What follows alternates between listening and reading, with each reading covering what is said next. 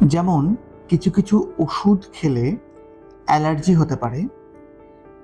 কিছু কিছু মলমও আছে, যে মলমগুলো শরীরে লাগালে অনেক সময় আমরা দেখেছি পেশেন্ট এসে বলেন যে সেই পোর্শনটা, সেই জায়গাটা জ্বলে গেছে, কালো হয়ে গেছে, লাল হয়ে গেছে, মানে এক কথায় অ্যালার্জি হয়ে গেছে।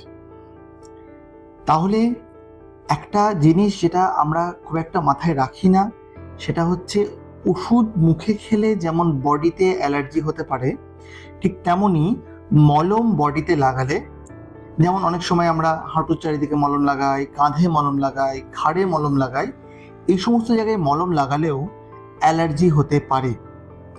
তাই শরীরের বিস্তীর্ণ জায়গায়, বিস্তীর্ণ অংশে মলম লাগানোর আগে অতি অবশ্যই নতুন কোনো মলম ব্যবহার করার আগে সেই মলমের কিছুটা অংশ নিয়ে হাতের এখানটায় একটুখানি জায়গায় লাগিয়ে নেবেন।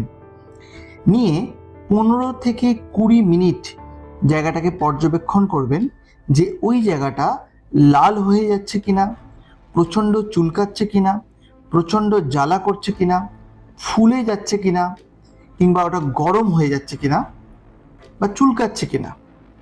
যদি এগুলো কিছু একটা হয় তাহলে জানবেন ওই মলমে আপনার বডিতে হয়তো অ্যালার্জি হচ্ছে, তাহলে ওই মলমটা ব্যবহার করবেন না।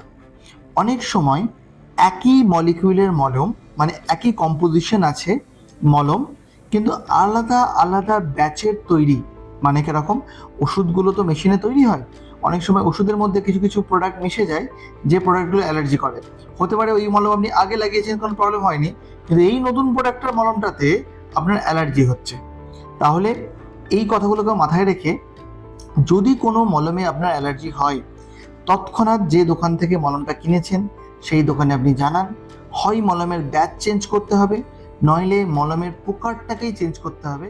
যে কোনো মলমের ক্ষেত্রে, সেটা ব্যথার মলম হোক, চুলকানির মলম হোক, ঘায়ের মলম হোক, ইনফেকশনের মলম হোক, যেই মলম হোক না কেন, যে কোনো মলম এইভাবে যদি আপনারা টেস্ট করে নেন তাহলে কিন্তু অ্যালার্জি থেকে আমরা বাঁচতে পারি।